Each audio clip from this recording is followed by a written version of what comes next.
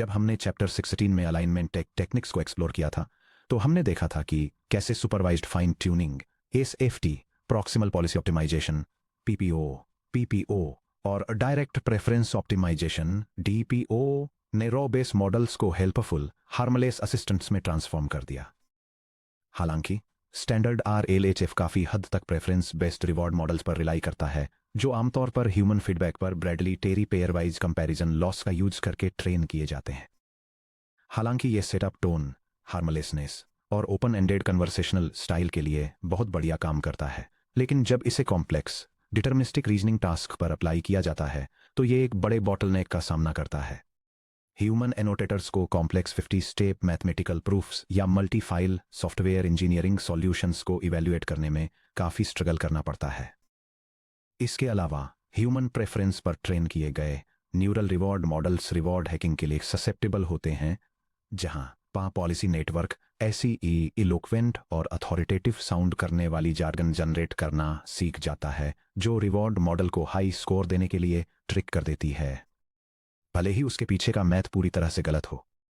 DeepSeek R1 इस paradigm को पूरी तरह से बदल देता है। ह्यूमन प्रेफरेंस को गेस करने के लिए एक फजी न्यूरल रिवॉर्ड मॉडल को ट्रेन करने के बजाय क्या हो अगर हम verifiable deterministic rule based rewards का यूज करके पॉलिसी को इवैल्यूएट करें।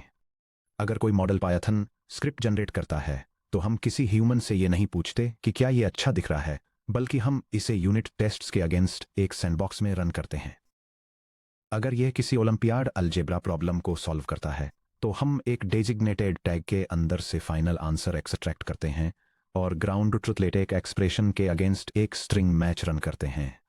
इस सेक्शन में हम डाइसेक्ट करेंगे कि कैसे डीपसीक ने एडवांस्ड रीजनिंग बिहेवियर को अनलॉक करने के लिए rule based reinforcement learning RL और एक novel optimization algorithm group relative policy optimization GRPO का लेवरेज किया। हम डीपसीक R10 में रॉ सेल्फ डायरेक्टेड इमरजेंस से लेकर डीपसीक R1 की highly structured multi stage training pipeline तक के इवोल्यूशन को ट्रेस करेंगे और GRPO लॉस फंक्शन का एक कंप्लीट पाइटॉर्च इंप्लीमेंटेशन बिल्ड करेंगे। Section break. Reinforcement learning from human feedback RLHF से रूल बेस्ड रिवॉर्ड्स यानी एक deterministic paradigm shift. DeepSeek R1 के ब्रेक थ्रू को एप्रिशिएट करने के लिए हमें यह कंपेयर करना होगा कि क्लासिकल RLHF में टास्क इवैल्यूएशन कैसे हैंडल किया जाता है versus rule based reasoning pipelines में कैसे होता है। यह टेक्स्ट लैंग्वेज मॉडल्स के लिए 2 डिफरेंट ट्रेनिंग पाइपलाइंस को आउटलाइन करता है।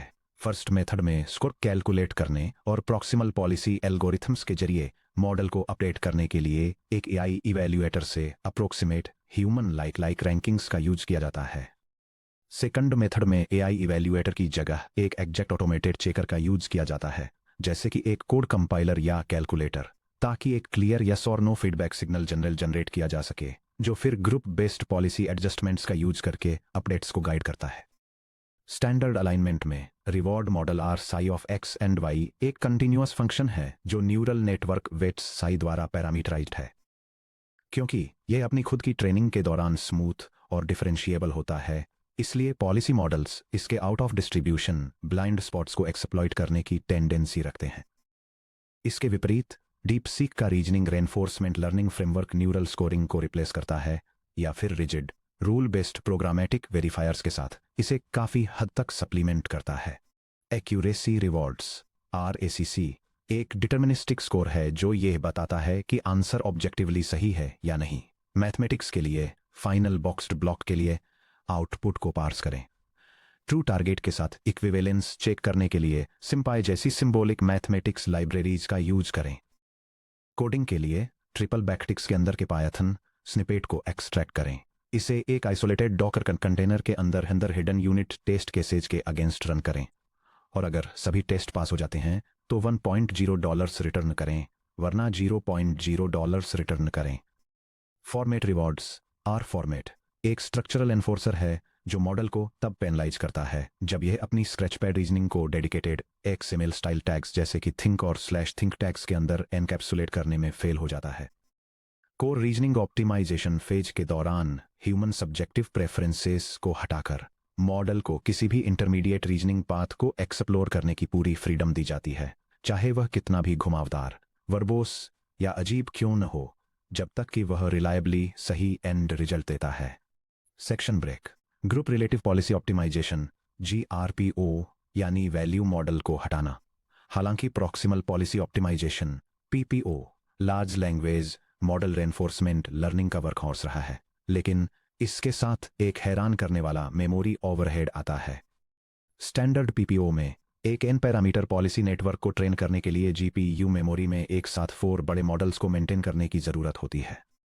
पॉलिसी नेटवर्क पाई थीटा यानी वो मॉडल जिसे ऑप्टिमाइज किया जा रहा है और जो ट्रेनेबल है। रेफरेंस नेटवर्क पाई रेफरेंस यानी वो फ्रोजन कॉपी जिसका उपयोग के एल डाइवर्जेंस पेनल्टीज को कंप्यूट करने के लिए किया जाता है। रिवॉर्ड मॉडल RSI जो आउटपुट ट्रेजेक्टरी क्वालिटी को इवेल्युएट करता है। क्रिटिक या वैल्यू नेटवर्क VFI जो जनरलाइज्ड एडवांटेज एस्टिमेशन GAE को कंप्यूट करने के लिए एक्सपेक्टेड फ्यूचर रिवॉर्ड्स को एस्टिमेट करता है।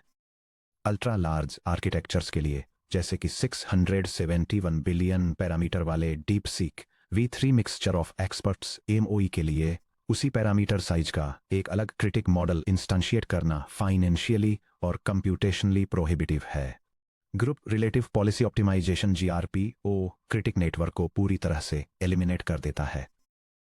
किसी प्रॉम्प्ट X के लिए एक्सपेक्टेड रिवॉर्ड्स को प्रेडिक्ट करने के लिए एक अलग value function V5 of X को लर्न करने के बजाय GRPO बिल्कुल उसी प्रॉम्प्ट के लिए G अलग आउटपुट्स के एक ग्रुप को सैंपल करता है और रूल बेस्ड रिवॉर्ड्स का उपयोग करके सभी G आउटपुट्स को इवैल्यूएट करता है और ग्रुप एवरेज के रिलेटिव हर सैंपल के एडवांटेज को कंप्यूट करता है।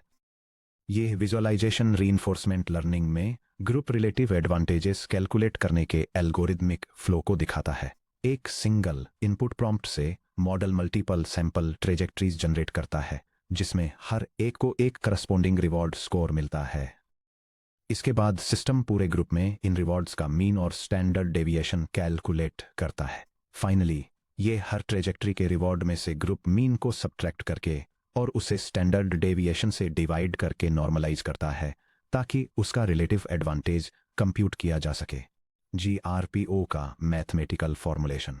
फॉर्मली डेटा सेट D से सैंपल किए गए एक प्रॉम्प्ट X के लिए पॉलिसी पाई थीटा आउटपुट्स का एक ग्रुप जनरेट करती है। Q equals the set Q1 Q2 and so on to QG।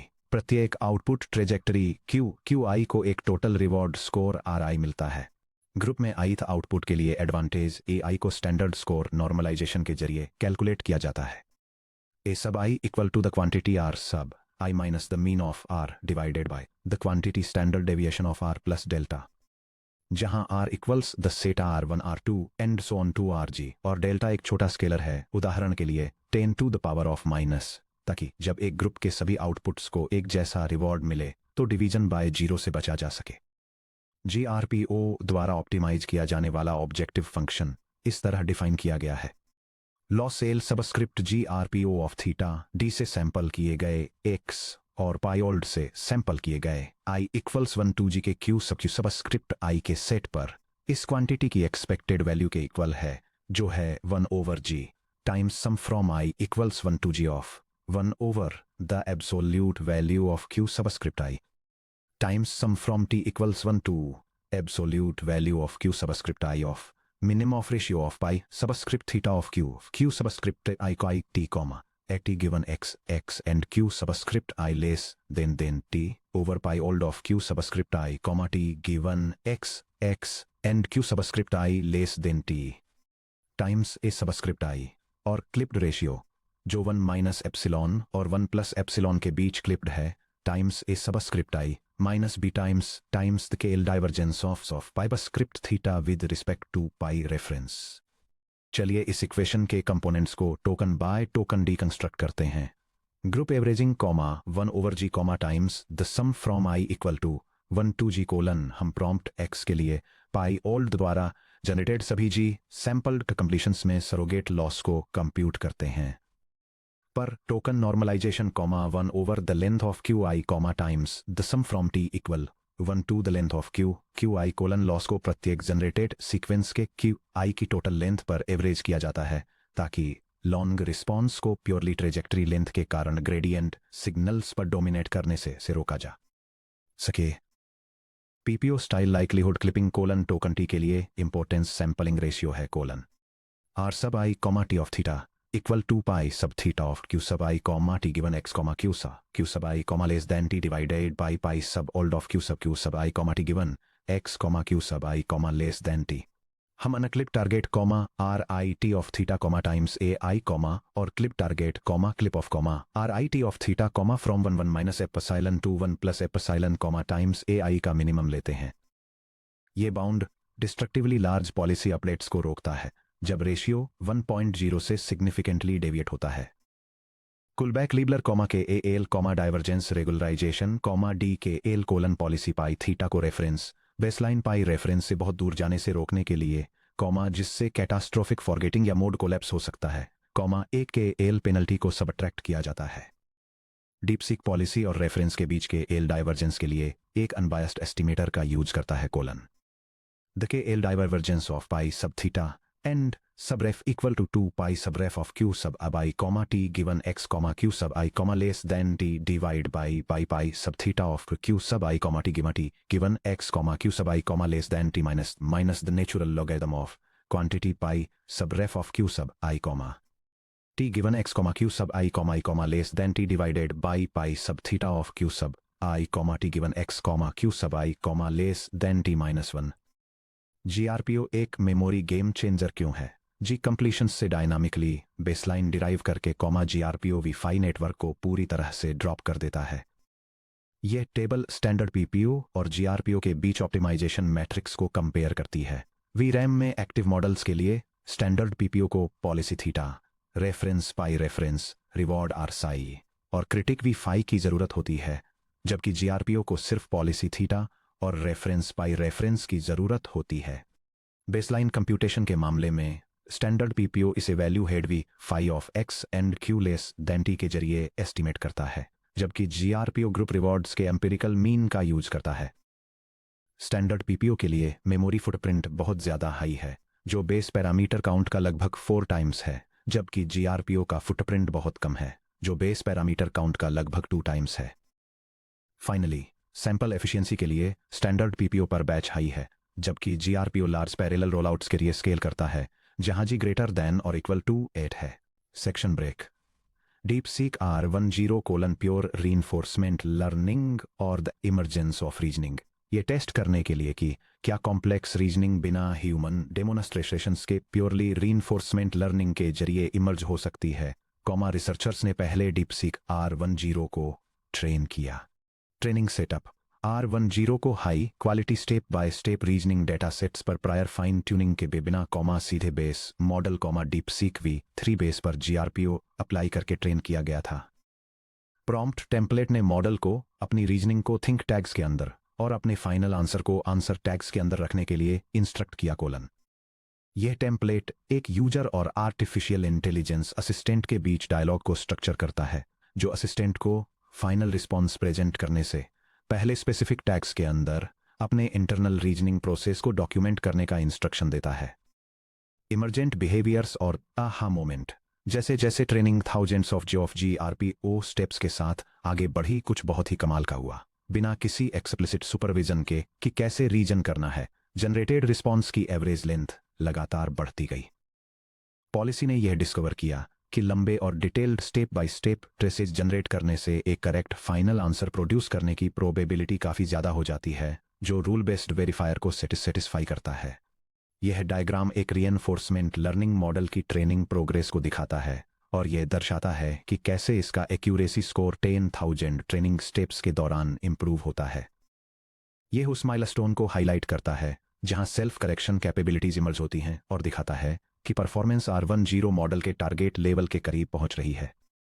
और भी सरप्राइजिंग बात यह थी कि मॉडल ने इंसानों जैसी मेटा कॉग्निटिव स्ट्रेटेजीज शो करना शुरू कर दिया जैसे कि सेल्फ रिफ्लेक्शन और रीइवैल्यूएशन।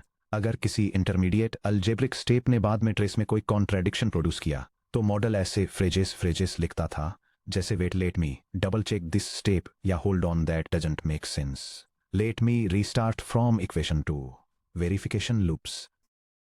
एक टेंटेटिव सॉल्यूशन पर पहुंचने के बाद R10 थिंक ब्लॉक के अंदर टैग क्लोज करने से पहले अपनी न्यूमेरिकल वैल्यूज को वापस ओरिजिनल सिस्टम ऑफ इक्वेशंस में रीसब्स्टिट्यूट करता था। यह सेल्फ करेक्शन कैपेबिलिटी किसी ह्यूमन डेटा द्वारा प्रोग्राम या डेमोनस्ट्रेट नहीं की गई थी, बल्कि इसे पॉलिसी नेटवर्क द्वारा रूल बेस्ड स्केलर रिवॉर्ड को मैक्सिमाइज करने की एक ऑप्टिमल स्ट्रेटेजी के रूप में ऑटोनॉमसली डिस्कवर किया गया था। लिमिटेशंस ऑफ R10 AIME 2024 और मैथ 500 जैसे बेंचमार्क्स पर अपनी स्ट्रांग परफॉर्मेंस के बावजूद R10 में कुछ गंभीर प्रैक्टिकल कमियां थीं, जैसे कि पुअर रीडेबिलिटी और फॉर्मेटिंग। मॉडल का स्क्रैच पैड काफ़ी अस्त व्यस्त था, जिसमें अक्सर सेंटेंस फ्रेगमेंट्स के साथ डेंस मैथमेटिकल नोटेशन मिक्स होते थे। Language mixing. जब इंग्लिश में प्रॉम्प्ट किया जाता था तो R10 अक्सर थिंक ब्लॉक के अंदर सोचते सोचते चाइनीज में स्विच कर जाता था, और इसका उल्टा भी करता था। वह उस लैंग्वेज को चुनता था जो लॉजिकल स्टेप के लिए टोकन वाइज एफिशिएंसी देती थी। Endless repetitive loops. मॉडल कभी कभी इनफाइनाइट सेल्फ रिफ्लेक्शन लूप्स में फंस जाता था और कॉन्टेक्स्ट विंडो लिमिट तक पहुंचने तक ट्रिवियल स्टेप्स को एंडलेसली रीचेक करता रहता था। Section break. DeepSeek R1 the multi stage cold start pipeline R10 की रीजनिंग कैपेसिटी को बनाए रखने के साथ साथ इसके फॉर्मेटिंग और रीडेबिलिटी फ्लॉज को फिक्स करने के लिए डीपसीक टीम ने full DeepSeek R1 pipeline design की। ये अप्रोच ह्यूमन कोल्ड स्टार्ट डेमोनस्ट्रेशंस को मल्टी स्टेज रीइंफोर्समेंट लर्निंग के साथ कंबाइन करती है। यह डायग्राम इनिशियल बेस मॉडल से डीपसीक R1 मॉडल को डेवलप करने के लिए यूज होने वाले 4 स्टेज ट्रेनिंग पाइपलाइन को दिखाता है। यह process structured chain of thought data पर cold start supervised fine tuning के साथ शुरू होता है। इसके बाद ये मैथ लॉजिक और कोडिंग कैपेबिलिटीज को ऑप्टिमाइज करने के लिए reasoning oriented reinforcement learning apply करता है। थर्ड स्टेज रीजनिंग और जनरल टास्क के लिए सिंथेटिक ट्रेनिंग डेटा जनरेट करने के लिए रिजेक्शन सैंपलिंग का यूज करता है। फाइनली एक secondary reinforcement learning phase final model produce करने के लिए मॉडल की रीजनिंग जनरल प्रेफरेंसेस और सेफ्टी गाइडलाइंस को अलाइन करता है। चलिए इस मल्टी स्टेज ट्रेनिंग पाइपलाइन के हर फेज को डिटेल में देखते हैं। Stage 1 cold start data collection और SFT R10 के अपोजिट, जिसने RL को सीधे बेस मॉडल से स्टार्ट किया था। डीपसीक R1 एक modest cold start SFT phase के साथ शुरू होता है। टीम ने कई हजार high quality chain of thought trajectories का एक डेटा सेट क्यूरेट किया, जिसके लिए उन्होंने कैपेबल बेस मॉडल्स पर detailed step by step instructions के साथ फ्यू शॉर्ट प्रॉम्प्टिंग का यूज किया। ह्यूमन एनोटेशंस कलेक्ट किए, जिसने रीजनिंग को रीडेबल मार्कडाउन स्ट्रक्चर्ड हेडर्स और क्लीन लैंग्वेज कंसिस्टेंसी के साथ एक्सप्लिसिटली फॉर्मेट किया, और मिक्स लैंग्वेज या अनफॉर्मेटेड रीजनिंग ट्रेसेज वाले रिस्पॉन्स को फिल्टर आउट किया। इस कोल्ड स्टार्ट डेटासेट पर बेस मॉडल को फाइन ट्यून करने से एक स्टेबल इनिशियलाइजेशन बेसलाइन पाई स्टार्ट मिली, जिसने मॉडल को उसकी बेस कैपेबिलिटी को बनाए रखते हुए क्लीन स्ट्रक्चरल फॉर्मेटिंग सिखाई। Stage 2 reasoning oriented RL cold start initialization complete होने के बाद मॉडल अपने पहले GRPO फेज से गुजरता है, जो एक्सक्लूसिवली रीजनिंग टास्क पर फोकस्ड होता है। मैथमेटिक्स लॉजिक और programming reward signals strictly rule based रहते हैं। R sub stage 2 equal to R sub ACC plus R sub FMT। इस स्टेज के दौरान मैथमेटिकल रीजनिंग पर परफॉर्मेंस काफ़ी बढ़ जाती है, जबकि मॉडल टारगेट लैंग्वेज और आउटपुट फॉर्मेट को स्ट्रिक्टली फॉलो करता है। स्टेज 3 रिजेक्शन सैंपलिंग और सिंथेटिक AFT जनरेशन। एक बार जब स्टेज 2 कन्वर्ज हो जाता है तो चेकपॉइंट का use general purpose fine tuning के लिए एक मैसिव और diverse synthetic data set generate करने के लिए किया जाता है। इस डेटा सेट में अप्रोक्सीमेटली 800,000 सैंपल्स 2 कैटेगरीज में शामिल हैं। Reasoning data 600,000 samples stage 2 policy math code और लॉजिक प्रॉब्लम्स की एक वाइड रेंज के लिए कैंडिडेट सॉल्यूशंस जनरेट करती है।